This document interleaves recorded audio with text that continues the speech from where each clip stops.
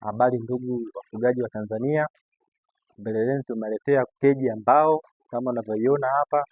Hii keji unavyoiona natumia material ya mbao ambayo ina mfumo wa kutumia maji, mfumo wa chakula na mfumo wa kitaga unaokota mayai. Kama unavyoiona hii keji yetu, tupo kwa mfugaji jijini Mbeya, eneo linaloitwa Saraga, ambao kama unavyoiona yeye ana kuku 1000 tumemtengenezea ndani ya siku 7. Kama unavyoiona hii inabeba kuku 500, kuku inabeba kuku 300, ila kuna chumba kingine tumeenda kumalizia kuku 200 kama unavyoiona. Ambapo hii keji inasaidia kuku kwanza wakue kwa haraka kama unavyoona, hawa wana miezi miwili, ambapo kama hawa wana miezi miwili ukiwaweka humu ndani wanakuwa kwa haraka, wanataga kwa haraka.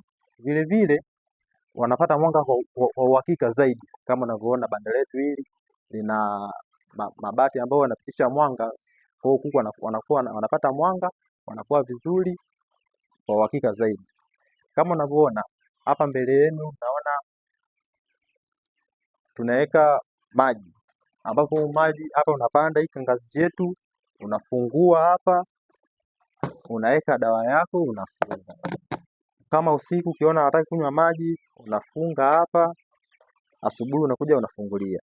Vile vile ukishaona utajiuliza, sasa nimeweka dawa, nataka niweke dawa nyingine, nitatoaje?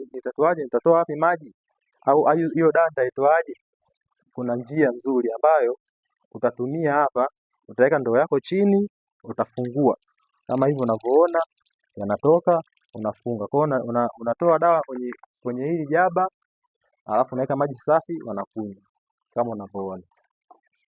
Vile vile kuna mfumo, banda letu na mfumo wa D type ambao huko anakaa upande huu na upande ule.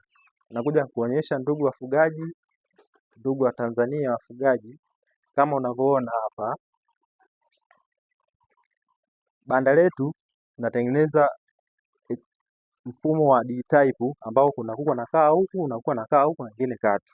Kwa hiyo inakusaidia kama wewe mfugaji kusafisha kwa usalama, kusafisha kwa uhakika. Unaingia hapa chini, unasafisha huku, unatoa kinyesi chako.